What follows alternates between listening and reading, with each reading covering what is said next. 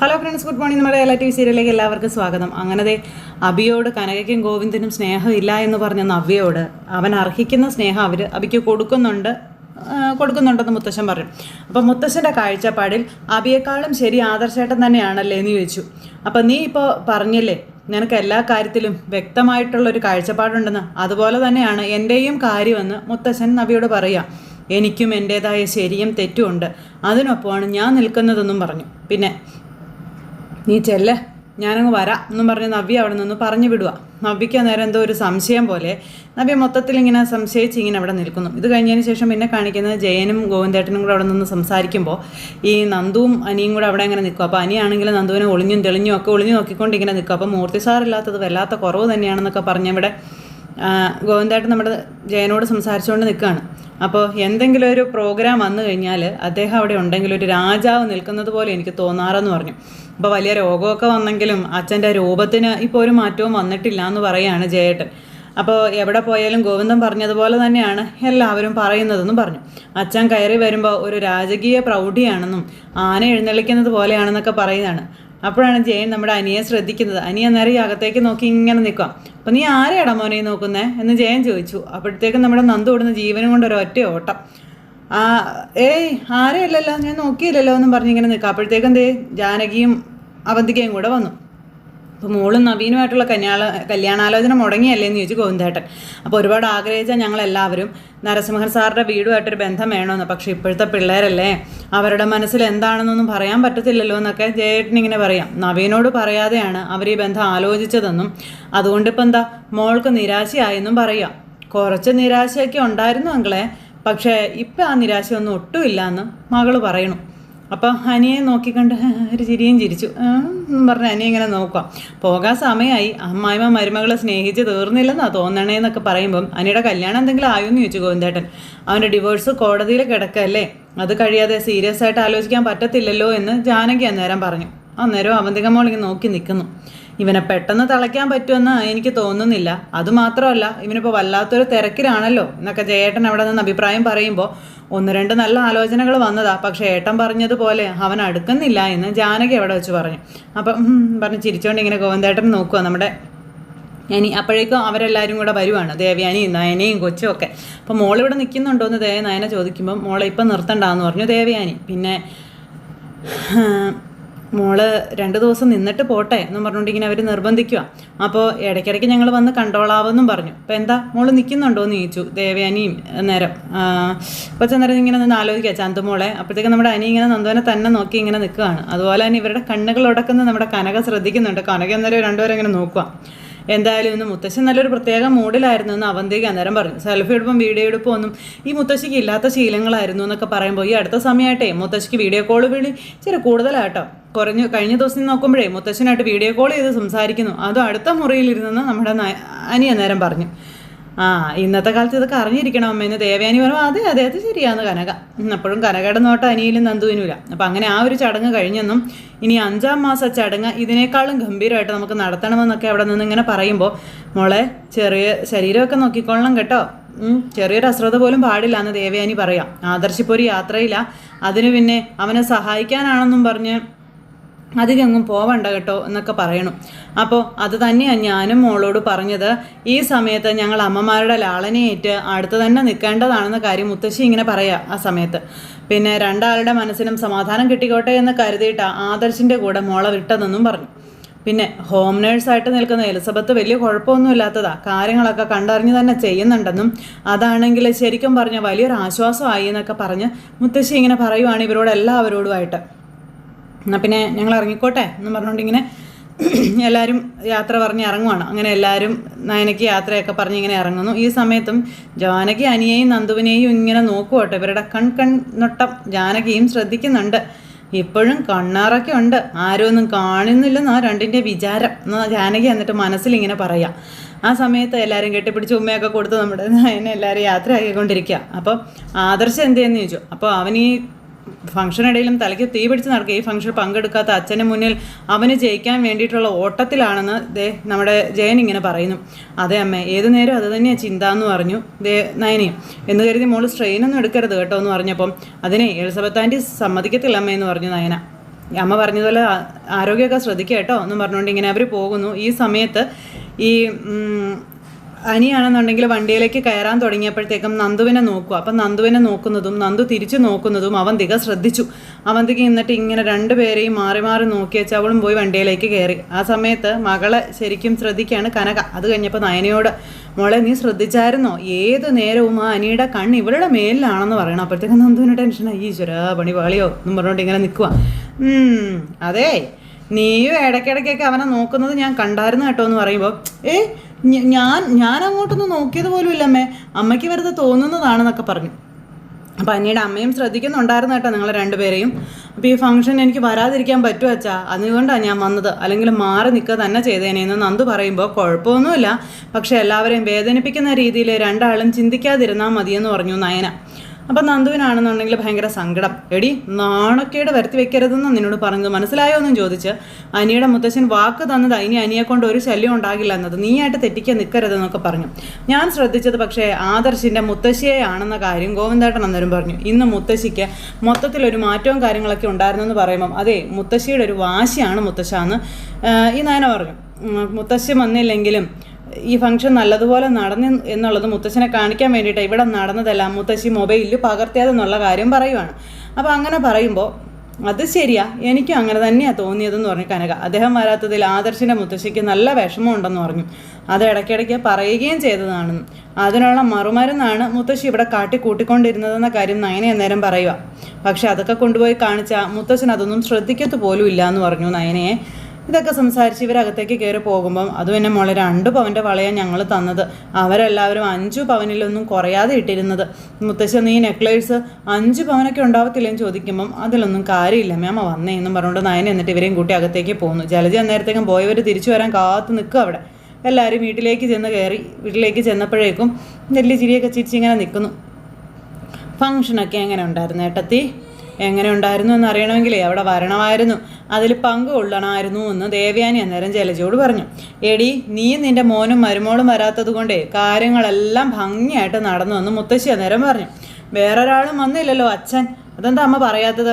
അതും ഫംഗ്ഷൻ്റെ മോടി കൂട്ടിയോ എന്ന് ജലജ ചോദിക്കുമ്പം, ഞങ്ങൾ പോയ സമയത്ത് അച്ഛനെ ദേഷ്യം പിടിപ്പിച്ച് കാണും, നീയും നിൻ്റെ മോനും കൂടി അല്ലടി എന്നും ചോദിച്ചുകൊണ്ട് ജയൻ എന്തായാലും ചോദിച്ചു. ഇവളുടെ മോനെയും അദ്ദേഹത്തിന് അറിയില്ല, അതുകൊണ്ട് അതൊന്നും നടക്കാൻ പോണ കാര്യമല്ല എന്ന് മുത്തശ്ശി.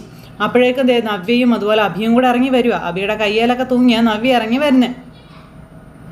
അങ്ങനെ അവർ രണ്ടുപേരും കൂടി ഇറങ്ങി വന്ന സമയത്ത് എല്ലാവരും കൂടി നിപ്പുണ്ടല്ലോ, വലിയ ആൾ കളിച്ച് ഇറങ്ങി വന്നിട്ട് ജലജയോട്, അതെ അമ്മേ, ഞങ്ങളൊന്ന് പുറത്തേക്ക് പോവാമെന്ന് പറഞ്ഞു.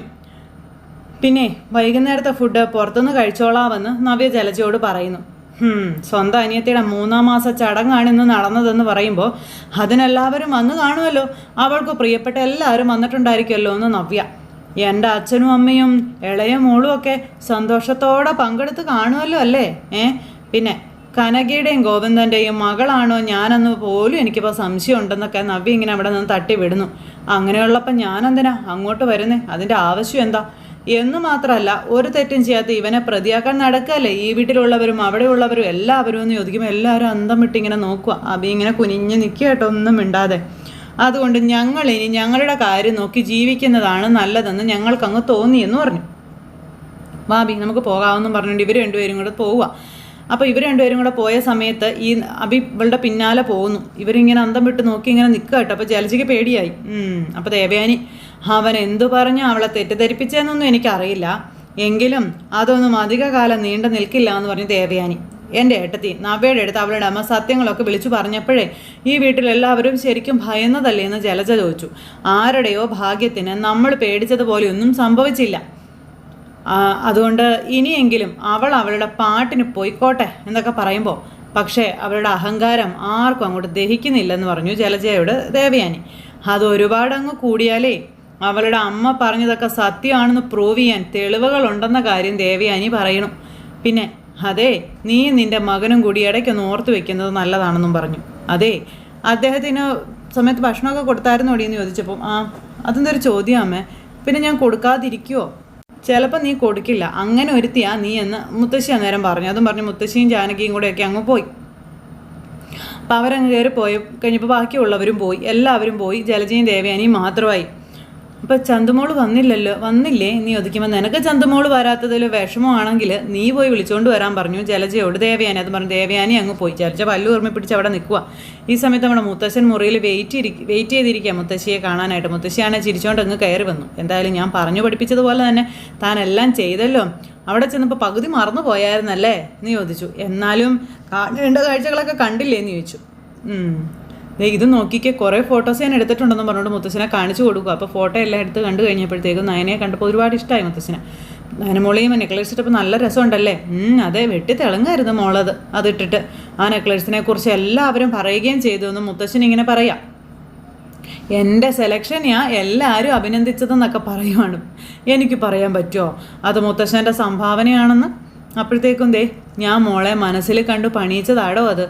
പിന്നെ അപ്പോൾ ആ ഒരു ഭംഗി എന്തായാലും അതിനുണ്ടാവില്ലേ എന്ന് മുത്തശ്ശിയോട് ചോദിക്കാം. അങ്ങനെ ഫോട്ടോയൊക്കെ ഇങ്ങനെ കണ്ടുകൊണ്ട് കൊതിയോടെ ഇരിക്കണം. അപ്പോൾ നമ്മൾ സ്നേഹിക്കുന്നവർ മാത്രമേ നയനമോൾക്ക് ചുറ്റിനും ഉള്ളെന്നും ഉള്ളിൽ വിഷമുള്ളവരൊക്കെ ഇവിടെ ആയിരുന്നു എന്ന കാര്യവും പറയാം. അതുകൊണ്ട് ഭംഗിയായിട്ട് നടക്കുമെന്ന് എനിക്കറിയാമായിരുന്നെന്നും. അത് ഇദ്ദേഹം പറഞ്ഞത് ശരിയാ. അതുകൊണ്ട് പരദൂഷണം പറയാനൊന്നും ആരും അവിടെ ഉണ്ടായിരുന്നില്ല എന്നും. പിന്നെ ഞാൻ ഇടയ്ക്ക് വീഡിയോ കോൾ ചെയ്തപ്പോഴും മെസ്സേജ് അയച്ചപ്പോഴും ഒക്കെ നയനമോള് ചോദിച്ചായിരുന്നു ഇതാരെയാ വിളിക്കുന്നതെന്നും മെസ്സേജ് അയക്കുന്നത് എന്നൊക്കെ. അപ്പം ഞാൻ പറഞ്ഞു എൻ്റെ അനിയത്തിയുടെ കൊച്ചുമോനാണെന്ന്.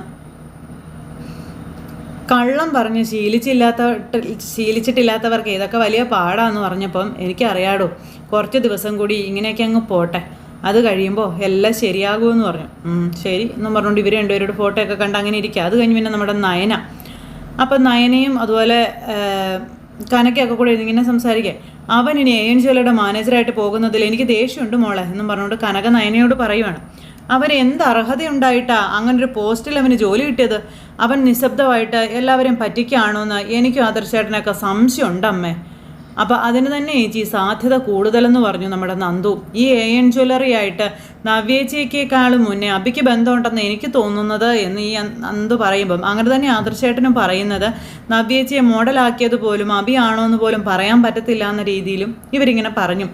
അങ്ങനെയെങ്കിൽ അവനൊരു ദുഷ്ടനാണല്ലോ മോളെ, അവൻ ദുഷ്ടനാണല്ലോ അമ്മേ.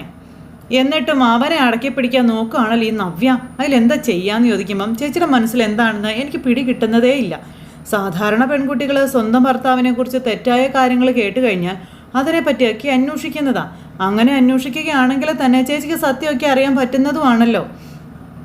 ചേച്ചി, എൻ്റെ ബലമായ സംശയം ഫോറൻസിക് ലാബിലെ റിപ്പോർട്ട് അബി അടിച്ചു മാറ്റി കാണുമെന്നുള്ളതാണെന്ന് പറയുമ്പോൾ അതെന്താ നീ അങ്ങനെ പറഞ്ഞത്? എൻ്റെ പൊന്നു ചേച്ചി, എന്തായാലും അമ്മ സത്യങ്ങളൊക്കെ നവ്യേച്ചിയോട് പറഞ്ഞ സ്ഥിതിക്ക് അവർ ഫോറൻസിക് ലാബിനെ സമീപിച്ച് കാണും.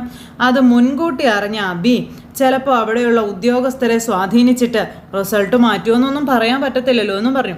അങ്ങനെ അത്ര പെട്ടെന്ന് ഫോറൻസിക് ലാബിലെ അവരെ ഒന്നും സ്വാധീനിക്കാനൊന്നും പറ്റുന്ന കാര്യമല്ല എന്ന് പറഞ്ഞു നയന. അപ്പം അങ്ങനെ എന്തോ സംഭവിച്ചിട്ടുണ്ടെന്നും അല്ലെങ്കിൽ ഇങ്ങനെ ഒരു സംഭവം അറിഞ്ഞതിന് ശേഷം അബിയെ നവ്യേച്ചി ഒരു കാരണവശാലും ഇതുപോലെ സ്നേഹിക്കേണ്ട ഒരു സാഹചര്യം ഇല്ല എന്നും പറഞ്ഞു.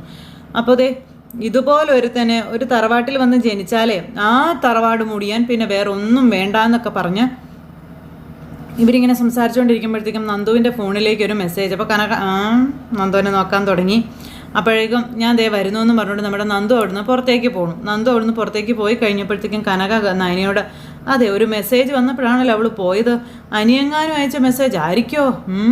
അപ്പം എന്തോ അതെനിക്ക് അറിയില്ല എന്ന് നയന പറഞ്ഞു. ഫംഗ്ഷന് നിൽക്കുന്ന സമയത്തെല്ലാം ഞാൻ പറഞ്ഞായിരുന്നല്ലോ മോളെ, അനി ഇങ്ങനെ നന്ദുവിനെ തന്നെ നോക്കിക്കൊണ്ട് നിൽക്കുമായിരുന്നേ. പക്ഷേ നന്ദു തിരിച്ചങ്ങനെയൊന്നും നോക്കിയിട്ടില്ല. പിന്നെ അടുക്കള ഭാഗത്ത് വന്നവൻ ഷൂന്ന് അടിച്ചോന്ന് എനിക്കൊരു സംശയം ഉണ്ടെന്നൊക്കെ പറഞ്ഞു. അങ്ങനെ ചെയ്തോന്ന് ചോദിക്കുമ്പോൾ അങ്ങനെ ഒരു ശബ്ദം ഞാൻ കേട്ടായിരുന്നേ. അത് കേട്ടപ്പം നന്ദു ആദ്യമായിട്ട് സ്നേഹിച്ച പയ്യനല്ലേ അനി, അതുപോലെ തന്നെ തിരിച്ചും അങ്ങനെ തന്നെയല്ലേ. അതിനിടയ്ക്ക് അനാമിക കയറി വന്നെങ്കിലും അവൾക്ക് അനി മനസ്സ് കൊടുത്തിട്ടില്ലല്ലോ. പിന്നെ അതുകൊണ്ട് അവൾ നമ്മളെയൊക്കെ ഭയന്നിട്ട് അകന്നു നടന്നാലും ഉള്ളിൻ്റെ ഉള്ളിൽ പരസ്പരം സ്നേഹമൊക്കെ കാണും അമ്മയെന്ന് നയന പറയാം. അപ്പം അങ്ങനെ സ്നേഹം ഉണ്ടെങ്കിൽ അതൊന്നും ആളി കത്തിക്കാനേ ശ്രമിക്കേണ്ട. ഒരു കാരണവശാലും നടക്കാൻ പാടില്ലാത്തൊരു ബന്ധം അത്. അതുകൊണ്ട് നമ്മളത് കൂടുതൽ പ്രോത്സാഹിപ്പിക്കരുത് മോളേന്ന് അമ്മ മോൾക്ക് പറഞ്ഞു കൊടുത്തിട്ട് അവിടെ നിന്ന് പോണക്കാനെങ്കിൽ അങ്ങ് പോയി. പിന്നെ നന്ദു പുറത്തിറങ്ങി. അപ്പോഴത്തേക്കും അനിയുടെ കോള് വന്നു. എന്തിനാ എന്നെ വിളിച്ചതെന്ന് നന്ദി ചോദിച്ചു. നീ എന്നെ വിളിച്ചിട്ടില്ല, ഞാൻ തിരിച്ചു വിളിച്ചത്. ഓ, അങ്ങതുകൊണ്ട് വിളിച്ചാണോ? അവിടെ വെച്ച് സംസാരിക്കാനൊക്കെ ഒരുപാട് അവസരങ്ങളുണ്ടായിരുന്നു. ആ സമയത്ത് അവളുടെ ഒരു പിണക്ക എന്നൊക്കെ പറഞ്ഞുകൊണ്ട് അനി ഇങ്ങനെ ദേഷ്യപ്പെടുക. എടി, നിനക്കറിയില്ലേ, നീ പറഞ്ഞൊരു കാര്യം ഞാൻ ചെയ്തില്ലെങ്കിൽ അതിന് വ്യക്തമായിട്ടുള്ള കാരണം കാണുമെന്നുള്ളത്? നീ അത് മനസ്സിലാക്കണമെന്ന്. നിന്റെ ബർത്ത്ഡേയുമായി ബന്ധപ്പെട്ട് എന്തെല്ലാം പ്രശ്നങ്ങൾ നമുക്കിടയിൽ ഉണ്ടായതാണെന്ന് അനി നന്ദുവിനോട് ചോദിച്ചു. എന്നിട്ട് ഒന്നും തലയിൽ കയറില്ലെന്ന് വെച്ചാൽ അത് കഷ്ടമാണ് കേട്ടോ എന്നൊക്കെ അനി പറഞ്ഞപ്പം സംഭവിച്ചു പോയടാ എന്നും പറഞ്ഞുകൊണ്ട് ഇങ്ങനെ ഇവർ രണ്ടുപേരോട് സംസാരിക്കുക. അപ്പോഴത്തേക്ക് നന്ദുവിനെ കൈയോടെ നയനിയും അമ്മയും കൂടെ വന്ന് പൊക്കി. എടി, ആരാന്ന് ചോദിച്ചു. ഇതെൻ്റെ ഫ്രണ്ടാന്ന് പറഞ്ഞു ഫോൺ മാറ്റി പിടിച്ചു. അപ്പോഴേക്കും നമ്മുടെ കനക ഫോൺ ചോദിച്ചു. ഫോണിങ്ങനെ ഞാൻ നോക്കട്ടെ, ഏത് കൂട്ടുകാരിയാണെന്ന് നോക്കട്ടെ എന്നും പറഞ്ഞു. ഈ അമ്മയ്ക്ക് എന്നെ ഭയങ്കര സംശയം ചേച്ചിന്ന് നയനയോട് പറയാം. അപ്പം സംശയിക്കുന്നതിൽ കാര്യമില്ലാതൊന്നും ഇല്ല. ഫംഗ്ഷൻ ഇടയ്ക്ക് നിന്നെ തന്നെ ആനി ശ്രദ്ധിച്ചുകൊണ്ടിരുന്നതെന്ന കാര്യം നയനയും പറയണം. അതെ, ഇവൾ അടുക്കള ഭാഗത്ത് നിന്നപ്പോഴേ അവൻ അവിടെ കറങ്ങി നടക്കുന്നതും ഞാൻ ശ്രദ്ധിച്ചതാ. അതിനിപ്പോൾ എനിക്കെന്ത് ചെയ്യാൻ പറ്റുമെന്ന് ചോദിച്ചു നന്ദു. ഞാൻ അവനെ ശ്രദ്ധിച്ചിട്ടില്ല എന്ന് നന്ദു. ഇപ്പം നിൻ്റെ അനിയുടെയും പേരിലേ ആരും പ്രശ്നങ്ങളൊന്നും ഉണ്ടാക്കുന്നില്ല, അത് മനസ്സിലാക്കിക്കോ. പിന്നെ നിനക്കറിയാമല്ലോ, അനിയുടെ അമ്മ വന്നിട്ട് നിന്നോട് ശരിക്കും സംസാരിച്ചിട്ട് പോലുമില്ല. നിനക്ക് മനസ്സിലായില്ലേ? എന്തായാലും വെറുതെ നാണക്കേടുണ്ടാക്കി വെക്കരുത്, എനിക്ക് അത്രേ പറയാനുള്ളൂ എന്ന് കനക അന്നേരം പറഞ്ഞു. അപ്പോൾ നീ എന്തൊക്കെ പറഞ്ഞാലും ഹനിയുടെ മനസ്സിൽ നീ ഉണ്ട്, അത് അത്ര പെട്ടെന്നൊന്നും ചേഞ്ച് ആവില്ലെന്ന് ആദർശേട്ടൻ പറയുന്നതെന്ന് പറഞ്ഞപ്പം അത് നീ പറഞ്ഞു ശരിയാ മോളെ. അതിൻ്റെ കൂടെ ഇവളും കൂടി അങ്ങോട്ട് ചാഞ്ഞു നിന്നാലേ നമ്മൾ ഭയക്കുന്നതൊക്കെ സംഭവിക്കുമെന്ന് കനക അന്നേരം ഇവിടെ നിന്ന് പറഞ്ഞു. എന്നിട്ട് നന്ദുവിനെ പേടിപ്പിച്ചിട്ട് അവിടെ നിന്ന് അങ്ങ് പോയി. നയന നന്ദുവിനെയും കൂട്ടി അകത്തേക്കും കയറിപ്പോയി. ഇത് കഴിഞ്ഞതിന് ശേഷം പിന്നെ കാണിക്കുന്ന നമ്മുടെ നവ്യയും അതുപോലെ അബിയും കൂടെ റൂമിലിരിക്കുക. അപ്പോഴേക്കും അബിയുടെ ഫോണിലേക്ക് അവർ കൊടുത്ത ആ ഒരു ഇത് കാണിച്ചു. ഫോട്ടോസും വീഡിയോസൊക്കെ വന്നു എന്നും പറഞ്ഞു. എനിക്കതൊന്നും കാണണ്ടാന്ന് പറഞ്ഞു നവ്യ. നയനോട് എനിക്ക് പ്രത്യേകിച്ച് വിരോധമൊന്നും ഉണ്ടായിരുന്നില്ല, പക്ഷെ എന്നെ നിന്നെയും തെറ്റിക്കാൻ വേണ്ടി അമ്മയെ വരെ അവരെല്ലാവരും കരുവാക്കിയില്ലേന്ന് ചോദിച്ചു നവ്യ. പിന്നെ ഞാനെന്തിനാ അതൊക്കെ കാണണം, എനിക്ക് അതിൻ്റെ ആവശ്യം എന്താ? ഇതിൻ്റെയൊക്കെ ബുദ്ധി കേന്ദ്രമേ നിൻ്റെ ഏട്ടനാണെന്നൊക്കെ നവ്യ അബിയോട് പറയുക. എങ്കിലും അയാൾ പറയുന്നതൊക്കെ കണ്ണും അടച്ച് വിശ്വസിക്കല്ലേ നയന? പിന്നെ അവളെ എങ്ങനെ സ്നേഹിക്കാൻ പറ്റുമെന്ന് ചോദിക്കുമ്പോൾ മുത്തശ്ശൻ പങ്കെടുത്തില്ലെങ്കിലും എല്ലാവരും ഭയങ്കര സന്തോഷത്തിലാണെന്നൊക്കെ അബി പറഞ്ഞപ്പോൾ, എടാ അവരിപ്പോൾ സ്റ്റാറ്റസ് ഇട്ടില്ലേ, അതുപോലെ നമുക്കും ഇടണം. നീ മാനേജറുടെ കസേരയിൽ ഇരിക്കുന്നത് എല്ലാവരും കാണണമെന്ന് പറഞ്ഞു നവ്യ അബിയോട് പറഞ്ഞ് ഇങ്ങനെ ഇതാക്കിക്കൊണ്ടിരിക്കുന്നിടത്ത് ഇന്നത്തെ കഥ അവസാനിച്ചിട്ടുണ്ട്. അപ്പോൾ എല്ലാവരും കാണണോട്ടെ. എല്ലാവർക്കും ടാറ്റാ.